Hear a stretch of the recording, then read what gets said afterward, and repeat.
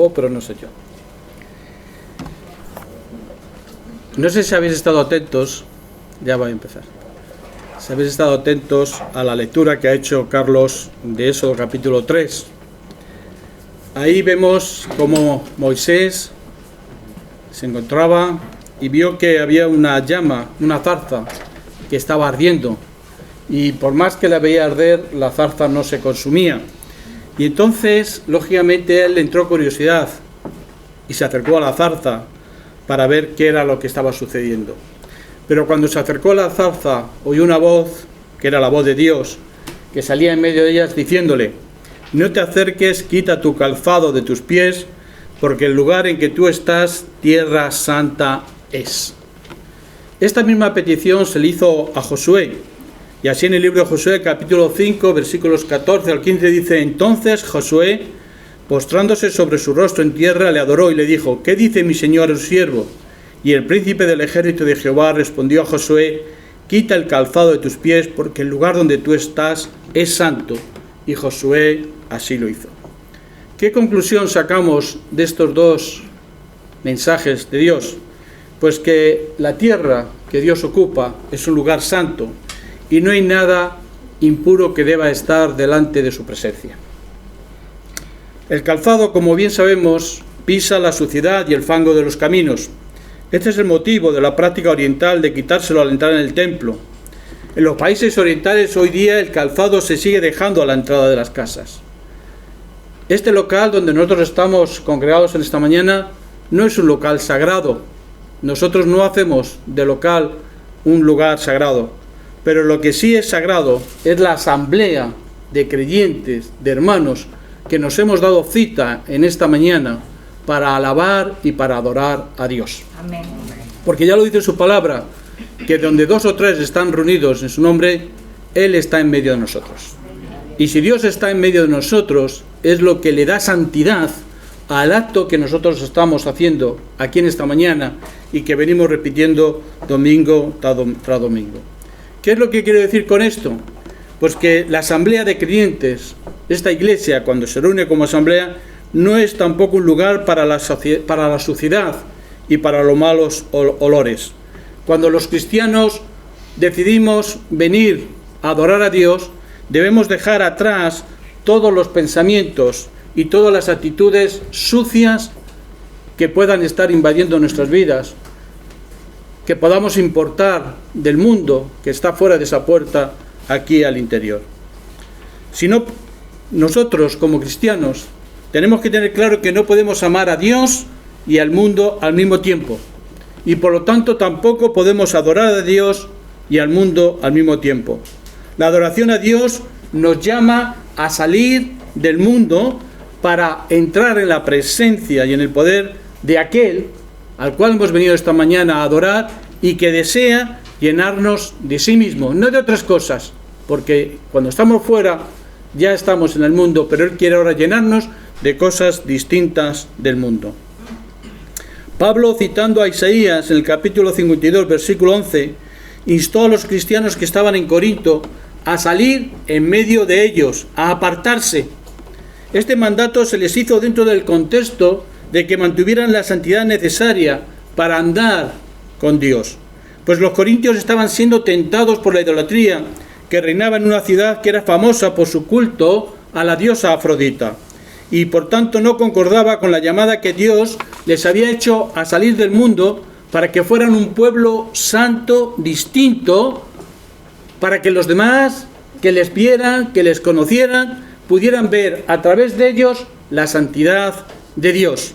Su naturaleza santa, la de Dios, no le permite aceptar impureza alguna en su presencia.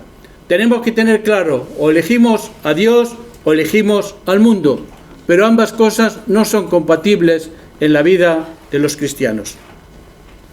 Dios, como bien sabéis, hizo salir a Abraham de la tierra de sus padres y lo llevó a una nueva tierra para hacer de él una nación, un pueblo nuevo para sí mismo, como dice Génesis capítulo 12, versículos 1 al 3.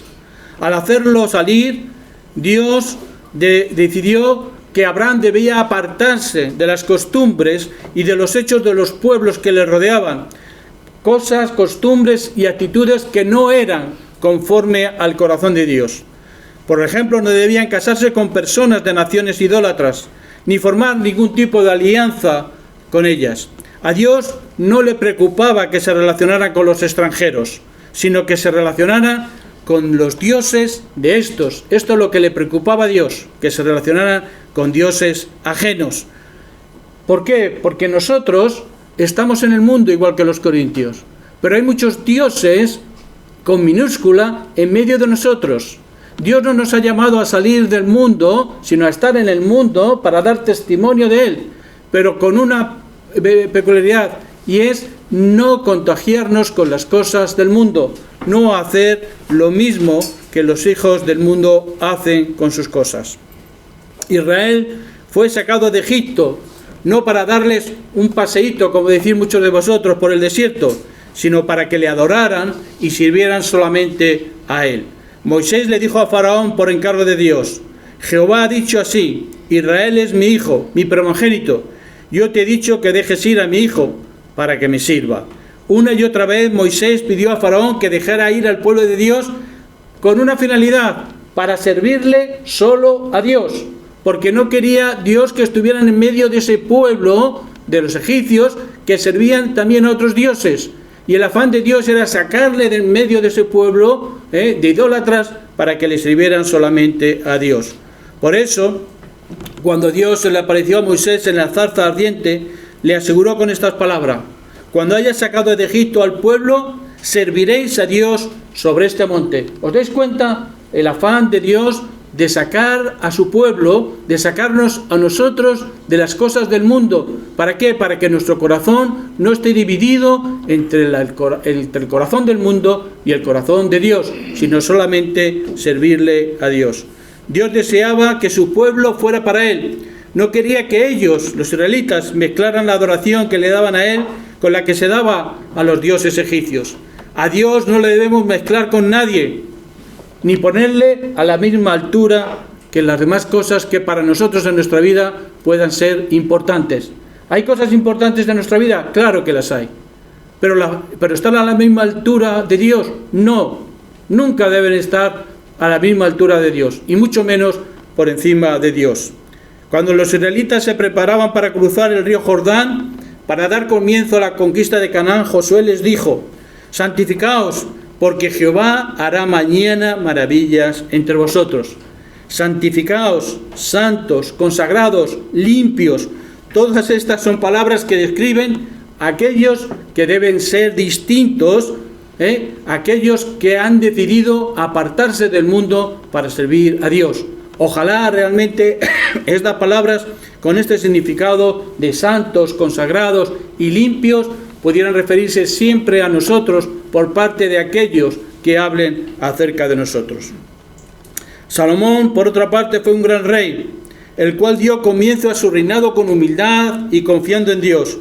Por ello fue usado por Dios para llevar a cabo una de las tareas más grandes de la historia del pueblo de Dios, como fue la construcción del templo en el lugar que Dios había elegido, en el lugar en el cual Dios tenía para hacer su presencia en medio de su pueblo. Pero a pesar de su gran logro de la construcción del templo, Salomón no agradó en todo a Dios, porque dice la Biblia, dice el Antiguo Testamento, que él amó a muchas mujeres extranjeras, mujeres de naciones con las cuales el Señor había dicho que no había que formar alianzas, pues corrían el peligro de que sus corazones corrieran tras los dioses de ellas.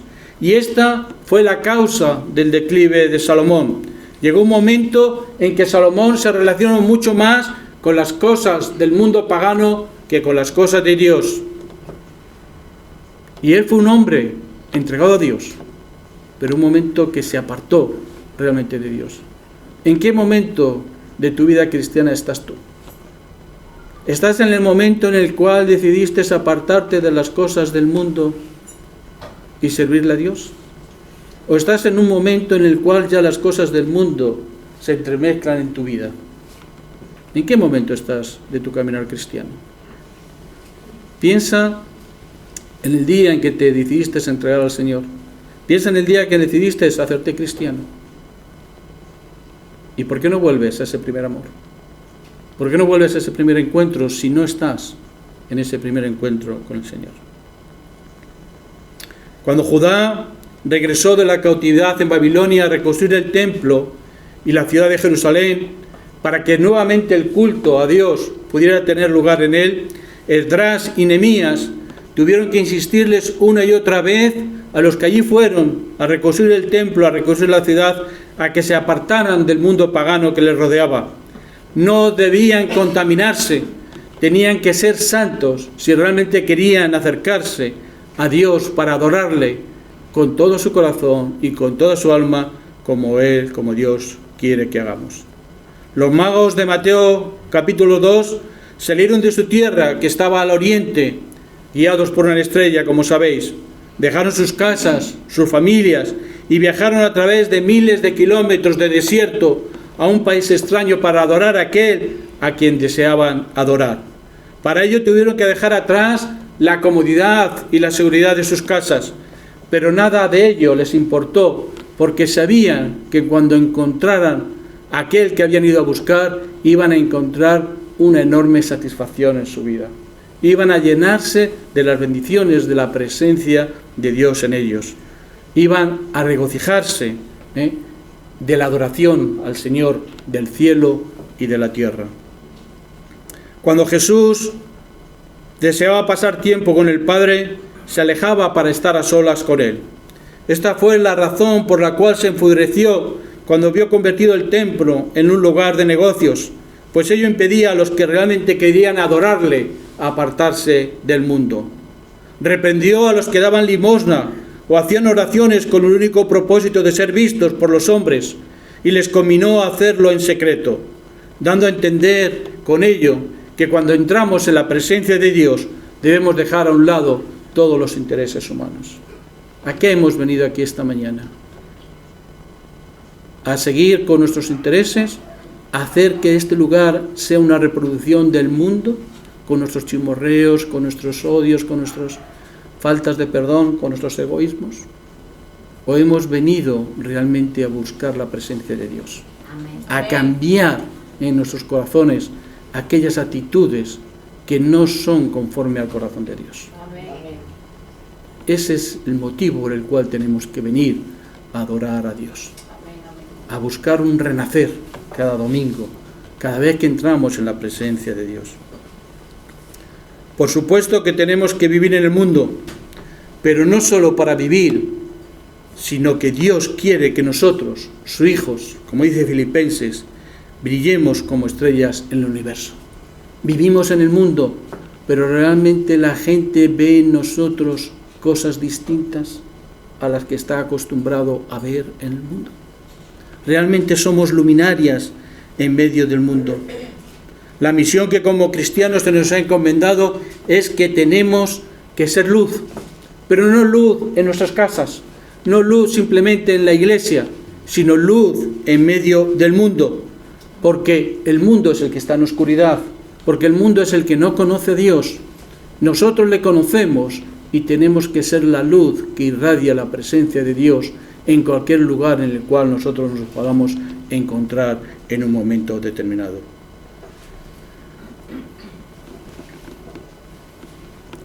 Cuando nosotros dejamos que la presencia de Dios invada nuestras vidas, sea como he dicho, donde sea, entonces es cuando el mundo podrá ver la santidad de Dios. Porque nosotros proclamamos que Dios es santo.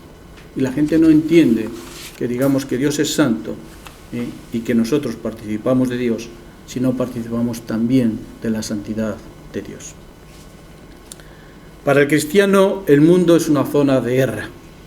Estoy convencido de que esta es la razón primordial por la que Dios quiere que su pueblo se congregue. Es más, nos insta a que no dejemos de hacerlo. Hebreos capítulo 10, versículo 25. No dejéis de congregaros como otros tienen por costumbre. ¿Por qué? Porque Dios entendía que es bueno que nos congreguemos como pueblo suyo para que realmente su presencia nos renueve cada vez que nos reunimos en su nombre. Por eso es muy importante. A mí me alegra mucho ver la ansiedad que hay dentro de la congregación por reunirse estos domingos, en los cuales no podemos hacerlo libremente como iglesia. Y hay gente que se apunta y al final tengo que decir, no, ya no hay hueco, ya no puedes venir. Y hay gente que está el lunes ya apuntándose porque quiere venir. Entendemos que el venir aquí es algo bueno para nosotros, ¿verdad? Entendemos que es algo que le agrada a Dios, porque le estamos dando la honra, la gloria, la alabanza que Él se merece. Por eso venimos y es bueno que no nos dejemos de congregar. El culto de adoración debe de ser un refugio en el que se esté a salvo de los peligros del mundo. Debe ser un respiro en medio de la tormenta, un oasis en medio de la sequedad de la vida, un lugar de descanso del ajetreo diario, un tiempo en el cual recobrar fuerzas para volver al mundo y no sucumbir a sus tentaciones, un alimento que nos vuelva a elevar nuestro espíritu hacia Dios. La adoración es un tiempo de consolación, una oportunidad para sanar las heridas y enjugar las lágrimas. Es un tiempo en el que se escucha a Dios, un tiempo en el que reafirmar sus promesas y obedecer sus mandatos. Es un tiempo también para confesar nuestras debilidades y para afianzar nuestra fe. La adoración es un tiempo para recibir lo que el mundo no nos puede dar, para recibir, en unas pocas palabras, toda la majestad y todo el poder de Dios en nuestras vidas. Cuando la mundanalidad invade la vida de los miembros de la Iglesia, uno de los primeros lugares donde sus efectos son visibles es en el culto de adoración. Pues este culto deja de ser santo para convertirse en púlpito de las ideas personales del que habla y no en la de Dios, para hacer pasar por palabra de Dios mandamientos y opiniones de hombres, para contentar corazones y no para transformarlos en frutos dignos de arrepentimiento, para cambiar la alegría de corazones agradecidos en espectáculos desordenados, en conciertos donde lo que prima es lo exterior sobre lo interior. En definitiva, en convertir un tiempo de adoración centrado en Dios en un tiempo centrado en las mismas apetencias que el mundo busca. No sé si me habéis entendido lo que he querido decir. Cuando nuestras vidas, cuando el mundo entra en nuestras vidas y nos reunimos como iglesia, el culto pierde toda la finalidad anterior que he dicho y se convierte en un culto de hombres, donde los hombres quieren ser los protagonistas de la oración y no Dios, donde venimos buscando satisfacciones personales y no darle a Dios el reconocimiento que se merece. Ahí cambia cuando el mundo está dentro de nosotros, porque esperamos que la iglesia sea una reproducción de las cosas y de los espectáculos y de las emociones que nosotros vivimos en el mundo. Un autor, David Wells, en uno de sus libros dice que cuando la adoración se hace adecuada para el mundo, deja de ser adecuada para Dios. ¿Qué venimos a buscar al culto de adoración? ¿Venimos a buscar lo que hay en el mundo? Ya lo tenemos. Ya lo tenemos. No hace falta que vengamos. Venimos a buscar de Dios, a llenarnos de Él, a cambiar nuestras vidas en aquellas áreas que tienen que seguir cambiando, a llenarnos de su poder, de su sabiduría, de la presencia de Dios, para salir renovados ¿hacia dónde? Hacia el mundo, para ser la luz, la luminaria que debemos ser en medio del mundo. Yo no sé si habéis pensado una vez, cuando la gente ve ese letrero que pone Iglesia de Cristo en la calle, o Iglesia Evangélica, o cualquier iglesia, ya ese cartel está diciendo que lo que hay aquí dentro es distinto de lo que hay fuera. ¿O no? Y ese cartel ya está predicando y está diciendo lo que hay dentro es distinto. Por eso es nuestra gran responsabilidad de que cuando la gente viene encuentre cosas distintas aquí, en medio de nosotros. Cosas distintas a las que ve en el mundo. ¿Vosotros creéis que la gente que entra y vea que el mundo está aquí igual va a permanecer aquí? La gente que está buscando de Dios está buscando cosas distintas que el mundo no le está dando. Y nosotros no podemos ser una repetición de las cosas del mundo. Tenemos que ser las cosas buenas de Dios para el mundo. A veces, en nuestra preocupación por adaptarnos a las modas o a las necesidades del mundo, tratamos de mezclar la fe cristiana con la actualidad que impera en él. Tratamos de dar gusto al mundo. Hacemos, por ello, una fe más popular, más comercial. Presentamos un evangelio más light, sin darnos cuenta que la voluntad de Dios se pierde en este proceso de adaptación. Con toda nuestra mejor voluntad, queremos hacer llegar el evangelio allí donde no llega, pero para ello queremos hacerle más atractivo. Pero a lo mejor con ello estamos presentando un evangelio a medias, desnaturalizado, distante de la palabra intemporal de Dios.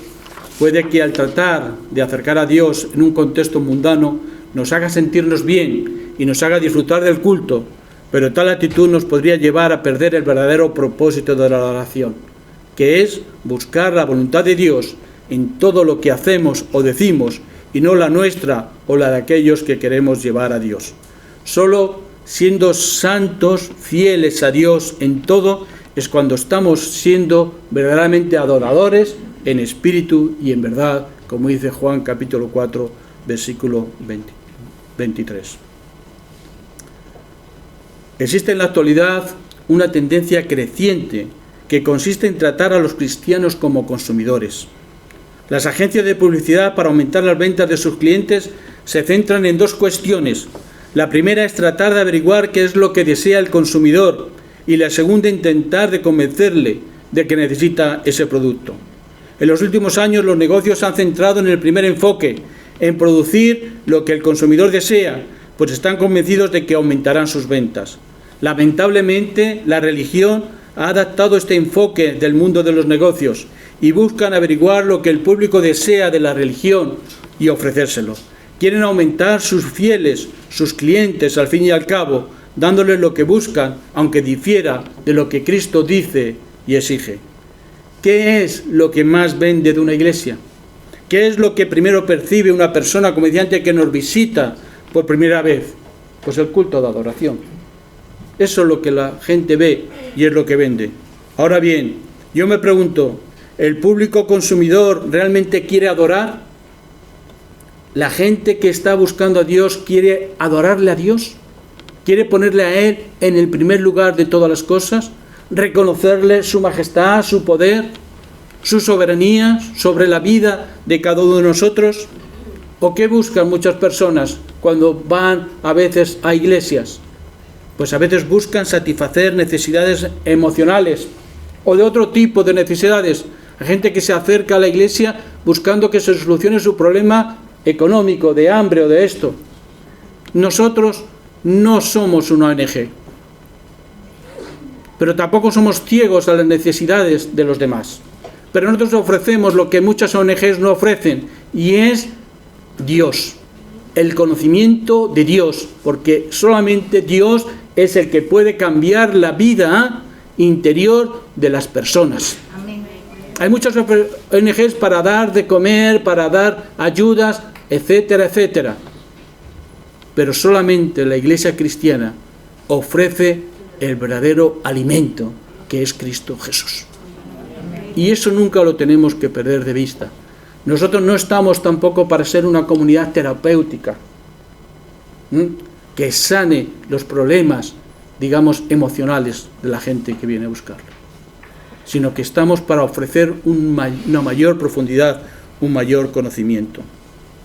Como decía, la mayoría de las veces hay personas que compran bajo el impulso del marketing. Lo que buscan es lo que les resulta atractivo y sin compromiso alguno, no si el producto en realidad lo necesitan, es bueno, o las obligaciones que él mismo conlleva. Hoy en día, por desgracia, la mayoría o una parte importante de los que se acercan al culto buscan que éste resulte entusiasta, divertido, entretenido, que no les complique la vida y que no se sientan redarguidos, que no se sientan amonestados.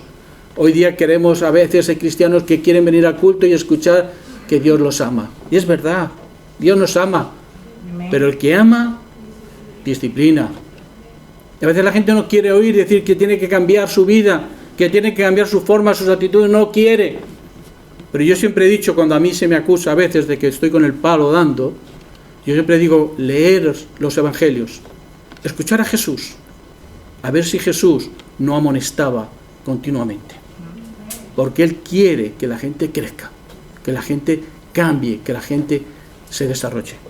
No se conforma cuando perdona, dice a algunos que los sana, ¿qué les dice? Vete, pero no peques más. Dice, no pasa absolutamente nada. No. Sí, has sido sanada, pero no sigas haciendo lo que estás haciendo. Esa es la actitud de Jesús. Y a veces la gente no quiere venir al culto para que le digan que tiene que dejar de ser como es. Porque eso no es bueno, en primer lugar para él, ni para los demás. Dios, cuando nos dice que cambiemos, lo dice para nuestro bien. Siempre lo dice para nuestro bien. Todo lo que dice, lo dice para nuestro bien. No para, como digo yo, para amargarnos la vida, sino porque entiende que eso no es de bendición.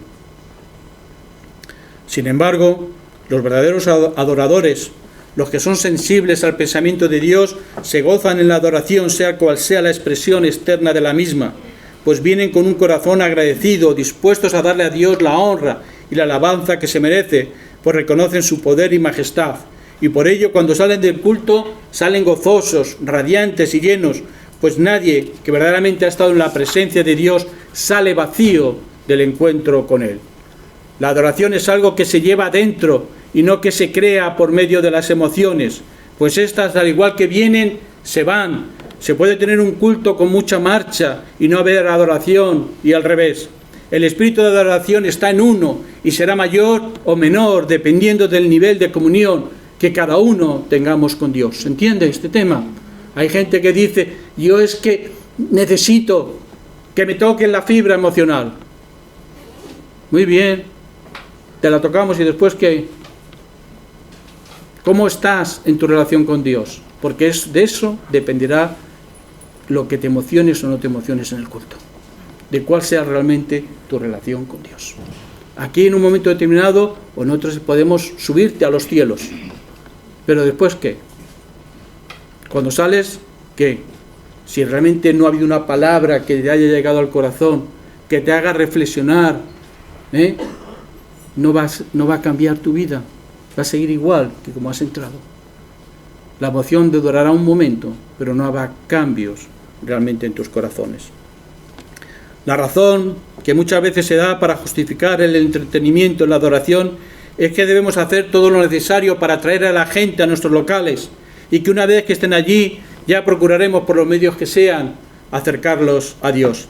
El problema es que este enfoque rara vez funciona del modo que se espera, pues muchas veces las personas que acuden se quedan con la superficialidad del momento, con las emociones que han sentido y no, como decía, con la profundidad del mensaje que han podido recibir. Por desgracia, hoy en día mucha gente funciona en tanto que no hay compromisos. En cuanto hay que pasar de lo agradable a las exigencias, se suelen echar para atrás. Hay iglesias llenas de gente, pero vacías de vidas cambiadas por falta de un conocimiento profundo de la palabra de Dios. Y Cristo exige cambios en nuestras vidas. No simplemente decir, Señor, te amo. Mucho te amo, perrito, pero pan poquito. Mucho te amo, Dios, pero te lo demuestro con mi vida, con mi compromiso, con mi trabajo. Cuentan de un misionero que estaba realizando una campaña en Ucrania. En una actividad al aire libre, este misionero se dedicó a regalar Biblias a la gente que se acercaba. Pero él vio que la gente que venía a escucharle, es decir, salían desilusionadas con la Biblia, eso sí, en las manos. ¿Y por qué salían desilusionadas? Porque hace unos días atrás había venido otro grupo de misioneros que les habían regalado televisiones, bicicletas y papeletas para un sorteo. Y lógicamente los que iban a escuchar a este misionero que estaba allí en Ucrania esperaban también recibir ese tipo de regalos. ¿Y qué pasaba? Pues que muchos de los que se acercaban simplemente por obtener los regalos, pero no para conocer realmente a Dios. Y la gente sí, se iba contentas, con sus bicicletas, con sus televisiones, con sus papeletas, pero se iban igual que habían venido.